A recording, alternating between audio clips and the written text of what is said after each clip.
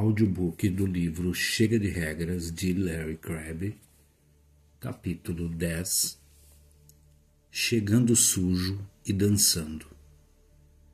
Comecei este livro sugerindo que cada um de nós, em dado momento, está viajando por um dos dois caminhos da vida.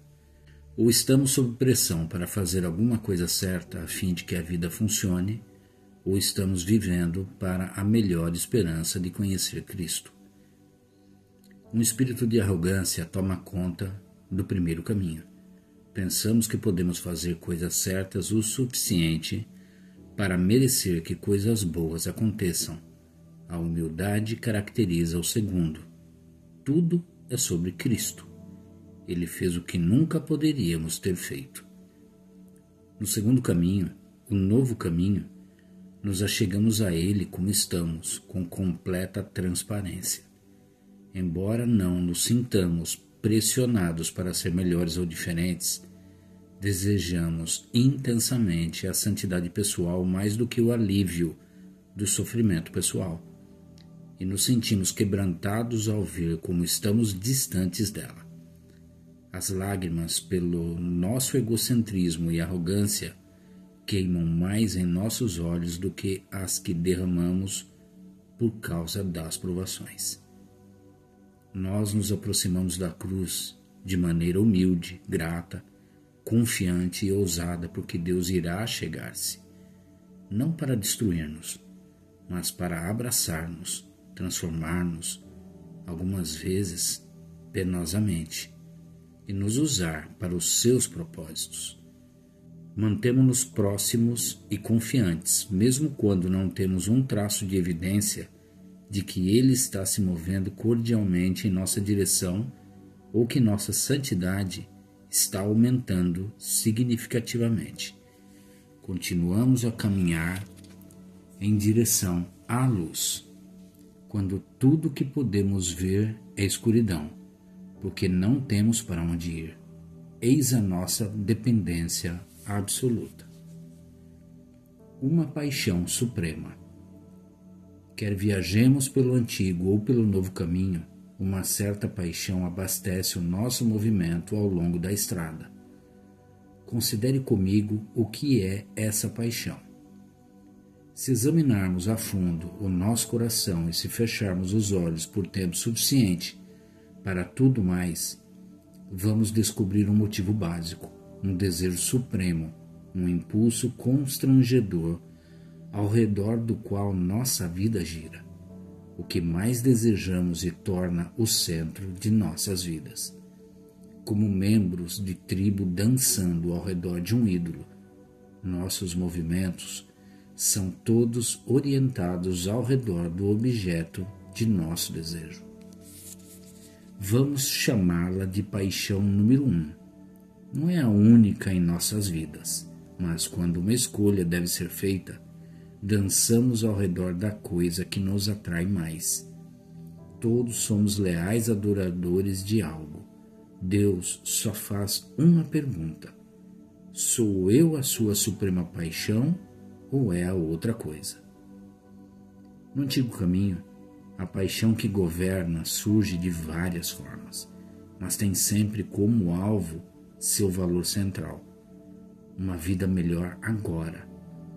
Algo precisa acontecer, alguma emoção precisa ser sentida, algum acréscimo em nosso senso de valor pessoal deve ser experimentado, alguma vibração deve deleitar-nos, alguma bênção deve ser concedida, antes que a vida valha a pena ser vivida. Uma mulher me disse depois que preguei sobre este assunto: por que devo aproximar-me de Deus se Ele não me deu o que eu queria? Ela ainda não compreendera que o que o seu coração mais queria realmente era o próprio Deus, e é isso que Ele anseia dar-lhe. No novo caminho, as bênçãos são esperadas, a cura é o objeto de oração, famílias felizes são edificadas, sentimentos de maravilha e alegria em servir a Deus são universalmente esperados, e quaisquer bênçãos que jorrem sobre nós são alegremente comemoradas, embora nada, absolutamente nada, seja exigido. A paixão por uma vida melhor, embora real e profunda e sentida, sem qualquer sentimento de vergonha, não está no centro. Uma vida melhor não é o ponto. Ela não governa nossos atos. Não é a primeira paixão no coração de um revolucionário do novo caminho. Dançamos ao redor de um Deus diferente. Os revolucionários do novo caminho são geridos por uma paixão suprema, o anseio de Deus, de encontrá-lo, de conhecê-lo, deleitar-se com ele e revelá-lo aos outros. Não exigimos nada, mas confiamos em Deus para o melhor que ele tem a dar. Mesmo em circunstâncias agradáveis ou difíceis, por exemplo, quando um filho tenha acabado de anunciar que vai deixar a esposa para viver com um homem, ou a bancarrota prevista é evitada por um bom negócio inesperado, a paixão por Deus continua a imperar. A satisfação desse desejo é outra questão. Podemos desejar Deus, mas experimentar Deus não é uma realidade previsível. Podemos arranjar condições favoráveis para encontrar Deus, mas não temos controle sobre a sua presença ou ausência. Os seguidores do novo caminho compreendem que são apenas iniciantes na escola das delícias divinas. Os revolucionários do novo caminho aceitam seu lugar no jardim de infância. Compreendem que não sabem muito, mas têm ânsia de aprender. São concentrados, sabem o que procuram. Meses no jardim de infância ou anos ensinam apenas um pouco do que significa encontrar o Deus triuno. Algumas vezes conseguem ouvir algo, ver algo. O recreio é suspenso. A oportunidade de ouvir a voz de Cristo, de obter outro vislumbre da sua beleza, os mantém nas cadeiras. A antecipação envia arrepios pela sua espinha. Esse som e esse relance os enchem de alegria por um momento apenas. As distrações os afastam. A criança ruidosa na carteira ao lado, talvez um membro do mesmo grupo pequeno, lança um ataque inofensivo contra eles. Surge uma dor de cabeça. A vida na escola fica difícil. Como alunos lutando com a aritmética, eles se esforçam cada vez mais. Às vezes conseguem, às vezes não. Quando fazem isso, passam para questões mais difíceis e o ciclo continua. Continuam em suas carteiras. Outro vislumbre talvez apareça. No primeiro dia do primeiro ano, aprendem a descansar, não em tapetes trazidos de casa e colocados no chão frio da classe, mas no escritório do diretor. Chega o aviso. O diretor quer vê-lo. Pânico. Coração saltando de terror. O que fiz de errado? O seguidor do novo caminho reúne toda a sua coragem para andar pelo corredor e bater na porta com a inscrição: diretoria. Uma voz se faz ouvir: entre. Com o nariz escorrendo, rosto riscado de sujeira e roupas rasgadas, o primeiranista entra. Você parece ótimo. Que bom vê-lo. O diretor abraça o aluno e começa a cantar, cheio de emoção por estarem juntos, diretor e aluno.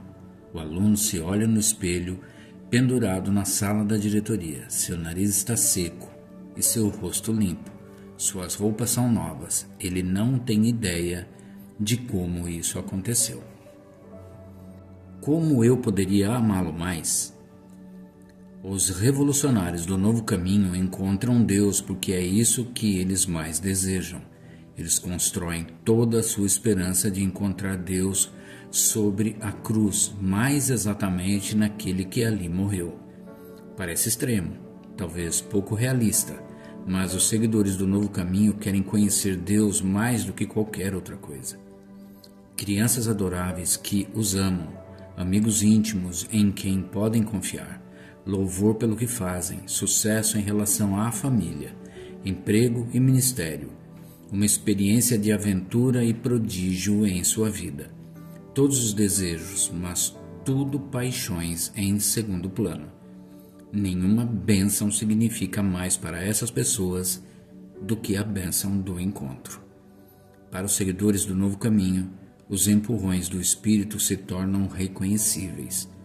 O vento espiritual estica suas velas, descobrem o seu centro, abraçam a sua identidade como espiritual.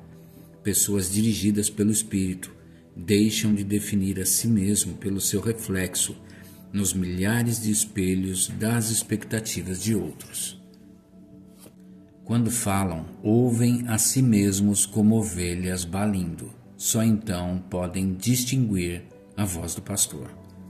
Com o passar do tempo, depois de tentativas embaraçosas e desajeitadas, começam a mover-se segundo o ritmo do espírito. Sentem seu empurrão de maneira como uma mulher sente a direção de seu parceiro de dança. Fixam os olhos em Cristo, como a mulher que dança fita com adoração aquele em quem confia para estabelecer o passo. E eles se veem dançando na direção de um trono cheio da glória do mais puro amor. O Espírito os faz ajoelhar. O Filho sobe os degraus e fica ao lado do trono, à direita. O Pai fala: bem-vindos à minha presença. Venham como uma criança e sentem-se ao meu colo. Alegria, alegria, alegria, paz, amor, contentamento inexprimível, um encontro com Deus, uma prelibação do que virá, uma amostra nunca antes saboreada pelos seguidores do antigo caminho. Os seguidores do novo caminho dançam com Cristo ao ritmo do Espírito até a presença de Deus. Mas eles não dançam especialmente bem. Algumas vezes tropeçam em seus passos, outras perdem o ritmo e pisam nos dedos do Senhor. Um bom amigo estava morrendo de câncer. Seus dias estavam contados e ele sabia disso. Os amigos também sabiam, mas só ele podia sentir a agonia de suas dores físicas e a angústia de sua alma de experimentar Deus em meio à negativa de cura. Deus podia curar o câncer. Se não fizesse isso, por que não aliviava a sua dor? Se até mesmo essa bênção fosse recusada, ele iria então certamente garantir uma sensação reconfortante da sua presença. Mas isso não aconteceu. Nada. A experiência simplesmente não houve. Sua paixão número 1 era Deus, mas ele se abandonara a um Deus que não conseguia encontrar. Suas esperanças frustradas revelaram como era forte a sua paixão número 2. Ele queria uma vida melhor, apenas uma migalha de bênção. A que possível propósito tal agonia intensa poderia servir? Com lágrimas amargas, pensando que imitava a Cristo, ele muitas vezes suplicou a Deus por algo. Se não a cura, pelo menos o alívio. Se não o alívio, então a experiência de Deus. Alguma coisa. O que devo fazer? Como devo orar? O Senhor diz que quer abençoar-me. O que estou fazendo de errado? Satisfarei os seus termos? Apenas me diga o que fazer. O pensamento lhe ocorreu. Se Deus existe, deve ser o diabo.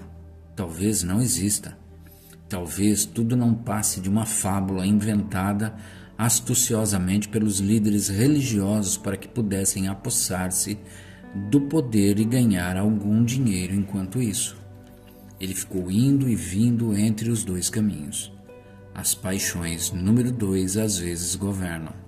Tentou descobrir o que fazer para obter alguma evidência de que Deus estava com ele. Nada aconteceu. Nada deu certo. Tinha feito tudo o que sabia, inclusive dizer a Deus que estava grato pela cruz que precisava carregar. Tentou mostrar que era sincero. Deus não deu sinais de vida. A lei da linearidade falhou. Sua falha o levou de volta ao novo caminho. a dependência radical da lei da liberdade. Veja como aconteceu. Certo dia, vários amigos apareceram para orar. O primeiro a orar disse: Ó Senhor, dê ao nosso irmão a paz que só o Senhor pode dar. Pedimos a cura, pedimos conforto e descanso físico. Acreditamos que o Senhor pode realizar um milagre que irá confundir os médicos. Faça isso para a sua glória. Mas se não for essa a sua perfeita vontade, pedimos então o espírito de gratidão. Encha nosso irmão de agradecimento pela sua bondade, para que a sua paz reine no coração dele. E, Senhor, meu amigo não pôde suportar. Ele interferiu na oração do amigo. Deus interrompeu ele. No momento, eu o odeio. Gostaria de sentir amor profundo e gratidão pelo que está fazendo, mas não sinto. Estou realmente perturbado e furioso. Não sei outro meio de aproximar-me do Senhor, mas, sinceramente, não quero mais participar de nenhum jogo. Não posso mais. Vou achegar-me como estou. Sei que é terrível. Nariz escorrendo, rosto sujo, roupas rasgadas. Ele entrou na sala do diretor. Levantou-se então da cadeira com dificuldade, com ajuda, e disse aos amigos: Vou para a cama agora, estou cansado. Depois de algumas semanas, já prestes a falecer, ele perguntou a seu mentor espiritual: Será que sentirei mais amor por Jesus quando eu ouvir do que sinto agora? O homem mais velho observou: Bem, sim, acho que sim. Retendo as lágrimas, o homem agonizante, ainda sofrendo, disse: Não sei como isso é possível. Ele aprendera a dançar, fora levado pelo parceiro à presença de Deus. Sua paixão número 1 tinha sido satisfeita, talvez só por aquele momento. Esse é o novo caminho. Se faltasse poder ao sangue de Cristo, o anjo da morte nos mataria se disséssemos que odiamos a Deus. Como ousaríamos falar assim ao Deus Todo-Poderoso? Arão não podia sequer entrar na presença de Deus sem primeiro banhar-se e colocar roupas especiais. Era também necessário que se fizesse uma cortina de fumaça para ocultar a tampa da arca, o lugar em que Deus se revelava. Arão não teve permissão para ver a glória de Deus. A visão o teria matado. E agora meu amigo diz a Deus que o odeia, e Deus derrama amor em seu coração. O novo caminho foi aberto para a presença de Deus pelo sangue de Cristo. Sem isso, faríamos bem em guardar distância. Lembro-me quando tinha cerca de 9 anos, de dizer à minha mãe que a odiava. Ela recusara-se a deixar que eu fosse brincar até terminar as lições. Não gostei das regras dela, então expressei-me. Uma surra era merecida. Em vez disso, ela olhou para mim. Jamais me esquecerei dos seus olhos. Estavam cheios de mágoa profunda e de profunda ternura. Começou a chorar. Naquele instante, olhei para além do meu egoísmo e vi o coração de minha mãe. Comecei a chorar. Mamãe, não odeio você, gritei. Mãe, amo você, amo mesmo. Estou tão contente porque é minha mãe. Naquele momento, não sabia como poderia tê-la amado mais. Os revolucionários do novo caminho creem na graça radical. Eles sabem que não há outro meio de tornar-se santo, além de ser primeiro declarado santo, depois de desejar ser santo e, eventualmente, por tornar-se realmente santo. Apresentam-se então como estão, insolentes, sujos, choramingando, exigindo, mas se aproximam. De que outra forma podem chegar? É isso que sabem que são, mas comparecem humildemente. Sabem que não são atraentes, querem Deus. Ele é o seu desejo supremo, sua paixão número 1. Dependem da graça. Ela é a sua única esperança, é a nossa única esperança, é suficiente. Então vamos. E Deus se aproxima, no seu tempo, nunca em resposta automática ao nosso pedido, mas se aproxima. O Espírito nos envia à sala do Pai. O Filho nos leva até lá. Quando entramos, percebemos que nosso nariz está escorrendo, nosso rosto está sujo e nossas roupas rasgadas. Não vemos ainda que Cristo nos limpou durante o caminho. O Pai olha para nós, radiante de alegria, como se fôssemos os filhos mais lindos do universo. Compreendemos então. Somos tão belos para o Pai como Cristo, porque estamos nele. O Pai canta e caímos com gratidão a seus pés, cheios de alegria. O Filho toca nosso ombro. Ficamos de pé. Como eu poderia amá-lo mais? Só por uma coisa. Falta ao antigo caminho a bênção principal de ver a Deus. Ele exige fingimento da nossa parte. Enxugamos o nariz, lavamos o rosto e costuramos o rasgo em nossas roupas. Tornamo-nos apresentáveis. Dizemos então a Deus: veja o que fiz. Fiz o que era certo. Meu nariz está limpo. Dê-me agora a bênção que desejo. Outro amigo está fazendo a mudança do antigo para um novo caminho. Ele tentou tornar a vida funcional, mas a lei da linearidade falhou. Sonhos que lhe importavam tanto acabaram destroçados. Ele escreveu estas palavras em seu diário e me deu permissão para compartilhá-las com você. Minha tendência é ver a vida como prescritível.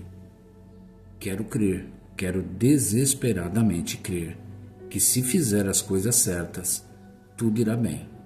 Quer na posição de pai, no emprego, casamento, o que quer que seja. Espero por um relacionamento de causa e efeito na vida. Vi isso especialmente neste último ano. Em meus piores pesadelos, nunca esperei que aquilo que aconteceu viesse a acontecer em minha família. Tantas vozes me disseram para ver meu fracasso como pai, marido e cristão, como uma explicação do que aconteceu pelo que não fiz de certo. Se tivesse feito isto, então aquilo nunca teria acontecido. Passei a compreender que fiz um trato com Deus. Aproximei-me arrogantemente dele, não para conhecê-lo, mas para ostentar meus esforços. Deus, li os livros, segui os princípios, fiz devoções familiares, disse a meus filhos que os amava, assisti aos jogos deles, às suas peças de teatro e aos seus recitais. Depois apresentei minhas listas a Deus e disse: fiz tudo isto, quero agora a recompensa. Meu punho fechado apontava para a sua face. Eu não o vi. Pensava que estava orando por bênçãos. De acordo com muitos padrões, dei-me bastante bem. E isso criou expectativas. Ótimos filhos, netos lindos, celebrações escolares como todo mundo. A lista continua. A realidade raramente satisfaz minhas expectativas. Fiz uma porção de coisas, mas a vida não está funcionando muito bem.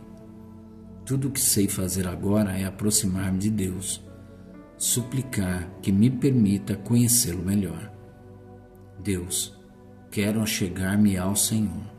Quer queira abençoar minha vida segundo o meu desejo, quer não. Só penso uma coisa. Por favor, Deus, achegue-se a mim. Não podemos fazer a vida funcionar, mas a pressão acabou. A desilusão nos transformou. Não queremos mais a vida funcional, tanto quanto queremos a Ele. Um caminho se abriu, o novo caminho do Espírito, para irmos a Ele e dançarmos.